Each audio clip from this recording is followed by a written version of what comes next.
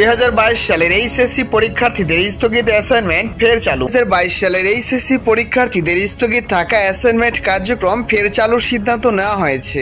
স্বাস্থ্যবিধি মেনে আগামীকাল বুধবার 11 আগস্ট থেকে যথারীতি চলমান থাকবে বলে জানিয়েছে মাধ্যমিক ও উচ্চ শিক্ষা অধিদপ্তর মাওসি। গতকাল সোমবার 9 আগস্ট এ সংক্রান্ত অফিস আদেশ জারি করে মাওসি।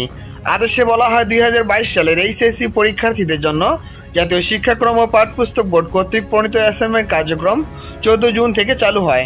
ইতিমধ্যে গ্রিড ভিত্তিক চতুর্থ সপ্তাহে অ্যাসাইনমেন্ট প্রকাশ করা হয়েছে। কোভিড-19 জনিত সংক্রমণ রোধে সরকার কর্তৃক আরোপিত বিধিনিষেধের কারণে এই অ্যাসাইনমেন্ট কার্যক্রম গত 24 জুলাইয়ে পরবর্তী নির্দেশ না দেওয়া পর্যন্ত স্থগিত করা হয়।